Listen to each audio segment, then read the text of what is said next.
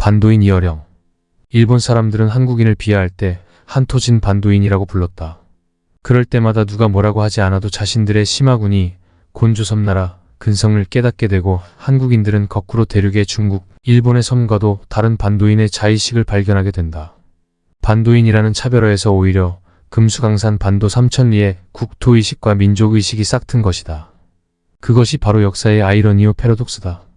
나라를 빼앗겼어도 아름다운 반도의 지형은 뚜렷하게 아주 분명하게 그 어린 멍든 가슴에 찍혔다.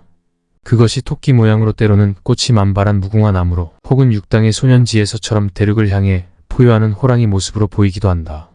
한반도 지형은 로샤의 잉크 자국 테스트 로샤 잉크 블라트 테스트처럼 관찰자의 성격과 마음에 따라 제각금 달리 보인다. 왕년의 일본 군국주의자들은 한반도의 지형을 주먹을 쥔 팔뚝으로 보았다. 중국 대륙에서 불쑥 튀어나온 한반도가 일본 열도를 공격 위협하고 있다는 것이다. 그것이 사이고 다카모리의 정한론이요. 러일 전쟁 때 참모총장이었던 야마가타 아리토모의 일본 생명선으로서의 한반도론이었다. 그리고 대동아 전쟁 때의 생존권 이론이었다. 생존권이란 말은 히틀러가 나의 투쟁에서 사용한 지정학, 용어 레벤스라움의 리비에네스 RAUM의 번역어다. 하지만 최근 일본판 위키피디아에 오른 자료를 보면 주일 독일 대사관, 주재무관이었던 하우즈 우파가 한국을 합방한 일본의 팽창주의의 성공을 보고 착안해낸 용어라는 것이다. 한 국가가 자급자족하는데 필요한 자원과 영토는 인구가 불고 그 능력이 증대되면 자연이 늘어갈 수밖에 없다. 생존하기 위해서는 그에 필요한 생존권은 확장될 수 있으며 동시에 그 확장은 국가의 권리이기도 하다는 침략주의의 정당성을 내포하고 있는 무서운 말이다. 유럽의 후진 국가로 출발한 독일은 외침과 분할 점거된 경험이 있기에 영미 세력과 대결, 생존권을 확보하겠다고 나선 것은 일종의 지정학적 운명이었다고 변명할 수 있을지 모른다. 하지만 일본은 대륙국가인 독일과는 다르다. 해양국가의 바다 덕분에 늘 그랬던 것처럼 일본은 세계를 제패한 몽골 대군의 침공에서도 비켜날 수 있었다. 생존권 이론을 들고 나와야 할 나라는 한국이면 몰라도 결코 일본은 아니다. 그래서 지각 있는 일본의 지식인들은 한반도의 지형을 주먹이 아니라 대륙의 앞가슴에서 나온 유두로 보았다. 일본 열도는 그 한반도의 첫 꼭지에서 흘러나오는 젖을 받아먹기 위해 입을 벌리고 있는 아기의 형상으로 보고 그 주변의 이끼와 같은 작은 섬들을 그 젖 방울들로 본 것이다. 식민지 아이들은 황국화의 교육만을 받은 것은 아니다. 더러는 토끼를 기르는 법도 배웠다. 학교 뒷마당은 늘 조용했고 토끼장의 토끼들도 언제나 소리가 없었다. 토끼 당번이 되면 나는 구워도 군가도 들리지 않는 이 토끼 사육장에서 조용히 명상할 수 있었다. 토끼똥을 치우는 사육장 청소만 빼고는 토끼 풀을 뜯어오는 것이나 토끼에게 풀을 먹이는 것이나 즐거운 일이었다. 토끼 눈은 언제나 울고 난 것처럼 빨갛고 입은 찢겨 있는데도 소리를 낼 수 없다. 달 속에서 떡방아를 찌고 있는 토끼와 조금도 다를 것이 없다고 생각했다. 침략자의 발걸음 소리에 귀를 기울여야만 했기에 두 귀가 많이 커지고 공격자의 이빨에서 도망쳐야 하는 뒷다리만 발달한 토끼였다. 새끼를 낳아도 자기 냄새를 맡고 포식자들이 찾아올까봐 떨어진 곳에서 혼자 잠자는 것이 토끼의 모정이라고 했다. 훨씬 뒤에 안이론이지만 산업시대를 지배하는 것은 늑대처럼 눈이 정면에 달린 짐승들이라고 했다. 스탈린이나 히틀러형의 독재자들은 먹이를 좇아 오직 한 방향으로만 달리는 파라노이어 편집광, 집중형 인간형 인간이다. 그러나 21세기의 지식정보시대는 토끼나 사슴처럼 눈이 양옆에 달려 사방을 보면서 도주할 수 있는 스키조프레니어 분열증, 멀티 분산형의 인간형이 주도권을 잡는 세상이 된다는 것이다. 토끼 당번을 하던 심심한 오후 나는 토끼를 철사로 찔렀다. 소리라도 질러야 그 아픔이 얼마나 큰지도 알 것이 아닌가. 외쳐라 토끼야 토끼야 달려라. 아마 나는 속으로 그때 그렇게 외치고 있었는지도 모른다. 반도인. 나라가 패망하니 남은 것은 산과 강뿐이요. 성 안에 봄은 와도 풀과 나무만이 풀었구나. 나라 잃은 아버지들이 늘 마음속에서 외우고 다녔다는 두보의 시 한 구절이다. 나라 국자에서 네모난 테두리를 빼보면 더욱 그 뜻이 명확해진다. 국경을 잃은 나라는 혹자가 되는데 옛날에는 나라 국자를 그렇게 썼다. 다시 그 글자에서 성과계를 빼면 병기를 의미하는 과자만 남는다.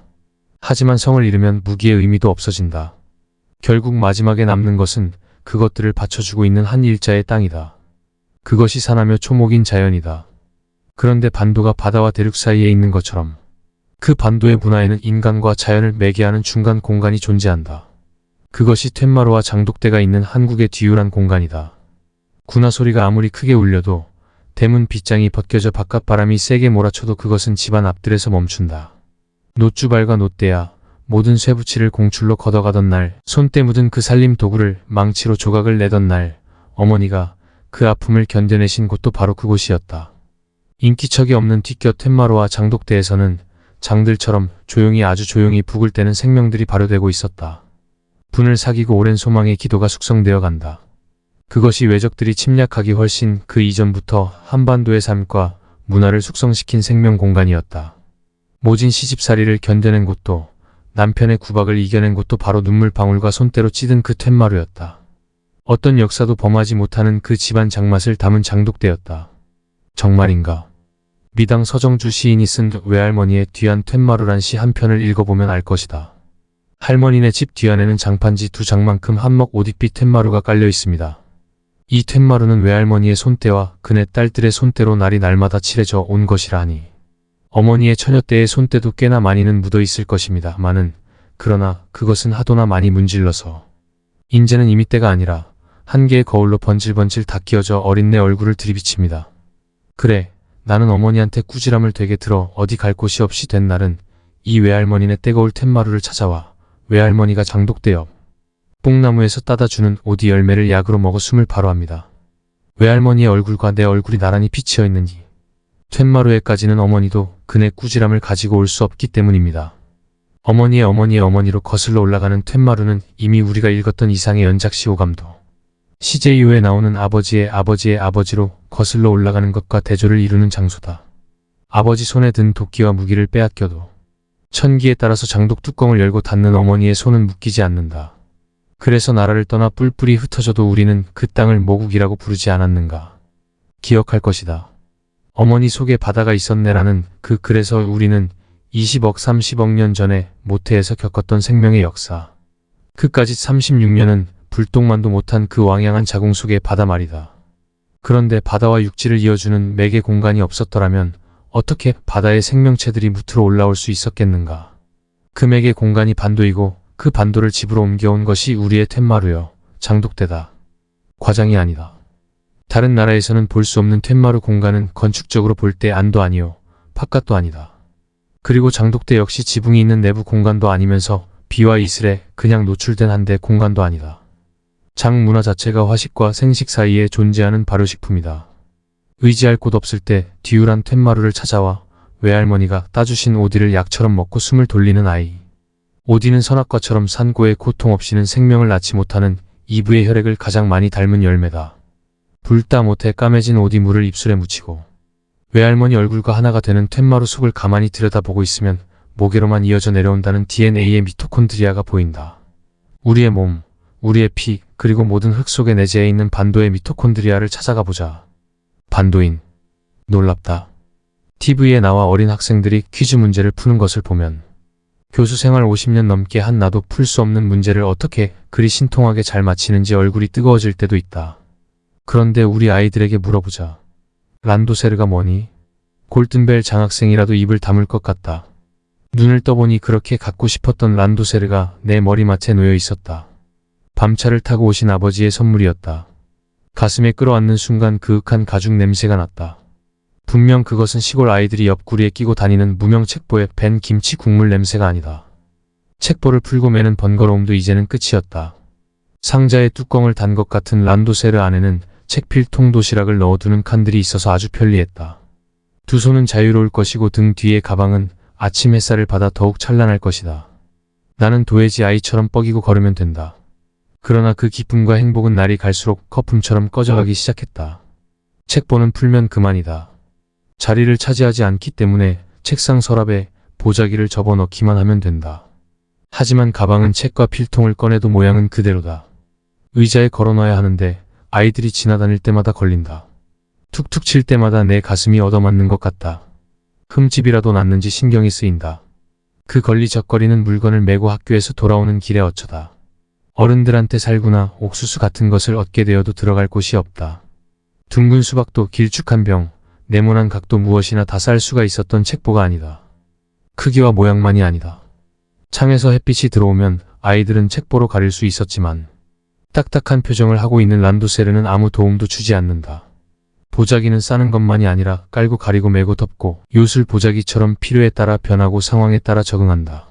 신축자재, 원흉에 통하는 것이 보자기의 생리여 철학이다. 그래서 도둑이 담 넘어 들어올 때는 얼굴에 쓰고 들어오고 담 넘어 나갈 때는 싸가지고 나가는 것이 바로 그 보자기다. 그래서 제임스 본드의 초기능 7가방을 만들어낸 서양 사람이지만 굴뚝으로 들락날락하는 산타 할아버지만은 보따리를 메고 다닐 수밖에 없었다. 우리는 가방 든 산타클로스를 생각할 수 없듯이 보따리를 들고 다니는 제임스 본드를 상상할 수 없다. 문화와 문명의 차이 때문이다. 책보와 책가방은 도시와 시골, 부와 빈, 근대와 전통, 그리고 아버지와 어머니의 젠더를 나누는 문명의 대의법이요. 그 기호였다. 자랑스럽게 메고 다닌 란도세르가 그저 책가방이 아니요. 동서양 100년 근대사의 폭약을 등에 메고 다녔다는 것을 어떻게 코올리게 아이가 눈치챌 수 있었겠는가. 광활한 육지와 왕양한 바다에서 몰아닥치는 그 이질적인 많은 문화를 가리지 않고 한꺼번에 싸려면, 그리고 그것을 상황에 따라 싸고 풀려면 보자기 이상의 것이 이 세상에 또 어디에 있겠는가.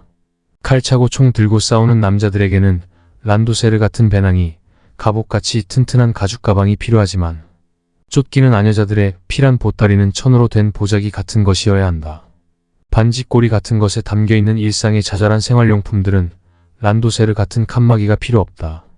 서로 어울리고 훈제하면서 쌈을 싸먹듯이 그렇게 섞어서 지내는 거다. 보따리를 머리에 이고 가는 한국 여인의 뒷모습, 긁어놓은 것 같은 회색 페인트의 흔적 너머로 어슴풀에 떠오르는 박수근 화백의 그림을 본 적이 있는가.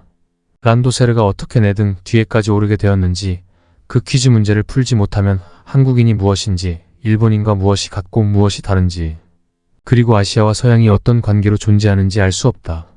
란도세르라는 말 자체가 일어인지 영어인지, 어느 우주인의 말인지 정체불명의 말부터 찾아가 보는 책가방 작은 여행을 떠나보자. 반도인. 내가 어릴 적 메고 다니던 란도세르가 일본어도 영어도 아니라는 것을 알게 된 것은 50년이나 지난 뒤의 일이었다. 아직도 그 원적이 불분명하지만 네덜란드 말에 란셀RANSEL이 와전된 것이라고 한다. 그것도 원래는 통학용 책가방이 아니라 일본의 에도 말경 서구의 군사제도와 장비를 들여올 때의 군인 배낭이었다는 것이다. 더구나 충격을 받은 것은 자랑스럽게 메고 다녔던 그 란도세르가 안중근 의사에게 저격당한 바로 그 2등 방문으로부터 비롯되었다는 사실을 알았을 때였다. 대정천왕이 황태자 시절 학습원 초등과에 입학했을 때 2등 방문이 축하 선물로 바친 게 그 란도세르였다는 것이다. 그 뒤 학습원에서는 학생들의 마차 인력거의 통학을 금지하면서 정식으로 통학용 가방이 된 것이라는 이야기다. 그것이 일반에게 보급되어 21세기의 오늘날에도 아이들은 그와 똑같은 란도세르를 메고 학교에 다닌다. 이러한 사실들을 알게 된 것은 1980년대 초 일본의 월간 종합지 중앙공론의 보자기 문화론을 연재하면서였다. 그리고 그 글을 쓰게 된 동기는 대부분의 일본 사람들이 보자기가 일본 고유의 생활문화라 믿고 있었으며, 영문 표기 자체를 랩핑 클로즈가 아닌 일본어에서 딴 HUROSHIKI로 세계 브랜드화하고 있었기 때문이다. 비행기를 누가 먼저 만들었느냐를 놓고 미국과 프랑스가 실랑이를 벌이는 것처럼 보자기의 원조 다툼을 벌이자는 것은 아니었다. 매화가 제페니즈 플럼, 은행이 긴고지 INKO, 그리고 단정하기 그루스 자포넨시스 GRUS, JAPONENSIS로 알려진 것처럼 보자기마저 일본의 후로시키로 알려지고 있는 현실이 안타까워서였다. 아니, 그보다도 네모난 천만 있으면 보자기가 되는 것인데도 그것을 일본 고유의 것이라고 믿고 있는지, 7가방밖에 모르는 서양 사람들의 의식 구조를 통해 보자기 문화의 의미를 알고 싶어서였다. 어렸을 적에 나를 매혹시킨 란도세르, 그러나 실제 메고 다녀보면 거추장스럽고 융통성 없는 딱딱한 가죽 상자에 지나지 않은 란도세르 속에 서구 문명의 비밀이 숨어 있을는지 모른다. 연재 테마가 보자기 문화론이라고 하자 편집 부장은 아니 한국에도 보자기가 있습니까? 라고 어이없는 질문을 한다. 물론이지요. 네모난 천이면 다 보자기지 그것도 없는 나라가 있나요? 다만 그것을 어떻게 사용하는가의 소프트웨어에서 문화가 생기는 것이지요. 하긴 그렇군요. 그는 한참을 볼펜을 돌리고 있더니 좋아요. 하드웨어가 아니라 소프트웨어라. 그렇다 쳐도 일본의 보자기가 한국보다. 나는 말을 가로채고 말했다. 일본에도 야키니쿠 불고기집 많잖아요. 거기에서 쌈 싸먹은 적 없어요. 한국 사람들은 물건만 아니고 음식도 보자기처럼 싸서 먹는답니다. 차마 야키니쿠까지 일본 것이라고 우길 용기가 없었던지 그는 피식 웃으면서 그건 그렇다 쳐도 보자기 하나 가지고 어떻게 1년치를 연재하실 수 있어요? 라고 말한다. 서양의 트렁크와 비교하는 것이지요. 태초에 인간들이 무얼 보관하거나 옮길 때 두 가지 방법밖에는 없었겠죠. 나뭇잎으로 싸거나 나무 뜬 걸 안에 넣거나. 그렇지요. 싸는 쪽이 아시아형 보자기 문화고 나무 뜬 거를 파고 넣는 것이 서양형 가방 문화형이라고 할 수 있지요. 그제야 편집부장의 얼굴이 환해지더니 트렁크와 보자기를 비교한다. 라고 혼잣말처럼 말하면서 또 볼펜을 돌리려 하기에 나는 마지막 쐐기를 박았다. 영어 사전 열어봐요. 트렁크는 분명히 나무 뜬 걸로 나와 있을 겁니다. 수트케이스란 말이 거기에서 생긴 것이지요. 롤랑 바르트가 뭐라 했는지 아세요? 노아의 방주를 바다 위에 뜬 커다란 트렁크라고 했지요. 그렇지. 동물들을 원형별로 분류해서 칸막이에 집어넣은 거대한 상자. 그것이 서양 사람들이 만들어낸 세계 시스템이라는 것이지요. 그 근대 산업주의의 일본식 군국주의를 가미해서 만든 것이 란도세르 문화고요. 양복을 보세요. 그게 어디 옷입니까? 가보시지. 단추와 허리춤은 한치의 애누리가 없잖아요. 그런데 한국의 바지와 치마, 그리고 옷고름을 보세요. 몸을 갑옷에 넣는 것이 아니라 보자기처럼 쌉니다. 바지끈이나 옷고름으로 얼마든지 풀었다 조였다 하지요. 서양에서는 도시도 미리 상자처럼 만들어 놓고 사람들이 들어가지만 한국이나 일본은 사람이 살면서 길이 생기고 블록이 만들어지지요. 어느 쪽이 좋고 나쁘다가 아니라 넣는 문화와 싸는 문화를 비교해 그 특성을 찾아보자는 것이지요. 연재는 그렇게 시작돼 책으로 출간되었다. 21세기가 되자 아스만 부부가 쓴 문화의 기억이라는 책이 화제를 낳았는데 내 말처럼 서구 문명을 상자 속에 든 집단 기억으로 풀어낸 내용이었다. 그리고 일본의 국립민족학박물관에서는 세계 보자기 대전시회가 열렸다. 한국의 보자기는 그 중앙에 자리하고 있었다. 세계는 서서히 가방에서 보자기로 눈을 돌리기 시작한 것이다. 반도인. 보자기에 싸는 문화와 가방에 넣는 문화는 신발에서도 뚜렷이 나타난다. 구두는 좌우가 다르고 치수에도 한치의 애누리가 없다. 자기 것이 아니면 들어가질 않는다. 그래서 원래는 다람쥐 가죽이었던 것이 유리.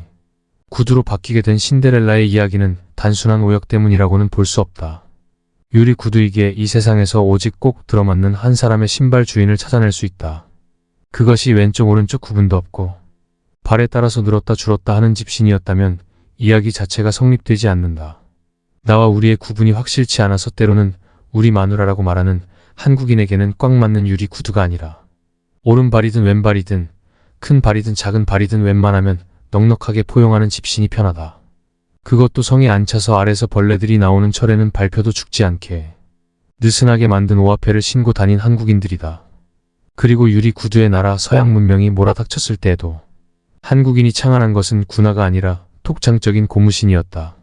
집신보다 훨씬 더 신축자재의 신발로 역주행한 것이다. 동이든 서든 신발처럼 자신의 정체성과 문화적 동질성을 상징하는 물건도 없다. 방금 나는 신발이라고 했지만 정확하게 말하자면 신이라고 했어야 옳다. 신발은 맨발과 반대되는 것으로 신을 신은 발이라는 뜻이다. 그런데도 사람들은 신을 벗는다고 하지 않고 신발을 벗는다고 한다. 맨발이 자연이라면 신발은 문명이요 문화다. 흙과 인간을 분리하면서 동시에 연결해 놓는 아슬아슬한 그 경계선에서 우리는 자신의 정체성을 확보하고 그 문화의 동질성을 확인한다. 한국인을 비하할 때 일본인들이 반도인이라고 하는 것이나 한국인이 일본인을 쪽발이라고 하는 것은 말 자체를 놓고 보면 욕이 아니다. 단순히 지리적 특성과 신발을 신는 문화적 특성의 차이를 지적한 데 지나지 않는 것이다. 그것이 다만 인터넷상에서 유포되고 있는 지정학의 정의, 제사 조마이너스 인접하는 나라는 적국이 다라는 낡은 개념 때문이다. 그러나 지정학 지오팔러틱스적 관점을 요즘 조금씩 유행하기 시작한 지리문화지 요시웰 티우아리적 소통 원리의 입장에서 보면 반도인 쪽발이는 새로운 창조적 관계로 발전시킬 수 있다. 이 지상에서 보자기 문화를 가장 많이 공유하고 그것을 발전시켜온 나라는 한국과 일본이다. 토토리를 따먹고 살던 채집시대의 조문인들이 유라시아 대륙 마이너스 한 반도에서 야유이들이 들어와 쌀농사를 짓는 농경시대를 연다. 그래서 해이한 때의 황실이나 귀족들이 신던 구스는 그들도 인정하고 있듯이 한국의 구두란 말에서 비롯된 것처럼 발을 통째로 싸는 형태였다. 육식 생활을 하는 서구 사람들이 고기를 먹고 난 뒤 그 동물 가죽으로 구두를 만들어 신었던 것처럼 벼농사를 짓는 사람들은 벼를 털고 남은 지프로 신을 만들어 신었다. 그러나 지프로 만드는 신은 한국과 같았지만 고온다습의 기후에 맞도록 일본 사람들은 엄지발에 끈을 끼고 발을 전부 노출시키는 쪽발이 모양의 조리와 계달을 신게 된 것이다. 그러나 서양 문물이 들어오기 시작하면서 우리가 고무신을 만들 때 그들은 다비의 천을 고무로 개량한 치가다비를 만들었다. 엄지 발가락과 다른 발가락이 갈라진 모양으로 발 전체를 감싸기 때문에 발의 치수가 조금만 틀려도 들어가지 않는 신발이 되었다. 개화기에 와서 고무신과 정반대의 신발이 태어나게 된 것이다. 이것이 운명을 갈라놓았다.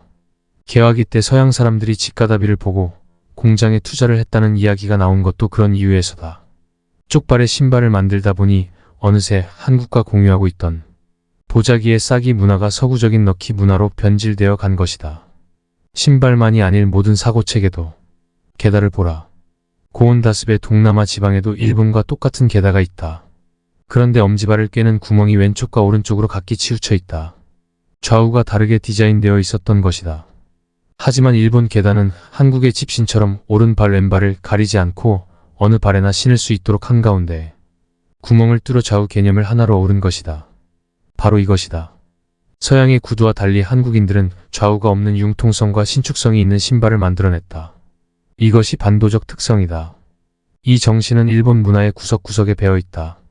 이웃 나라인 한국과 일본은 지정학적으로 보면 이해가 충돌하는 척국이지만 지리문화적 소통 관례를 통해서 보면 이 지상에서 가장 가까운 보자기형 집신 문화를 공유하고 있는 사제요 친구다. 그러고 보면 한국과 일본의 보자기 문화, 집신 문화를 죽인 것은 다름 아닌 일본의 군국주의 군화였다. 왜냐하면 한국의 집신과 고무신, 그리고 일본의 조리게다처럼 전쟁을 하기에 불편한 신발도 없었기 때문이다.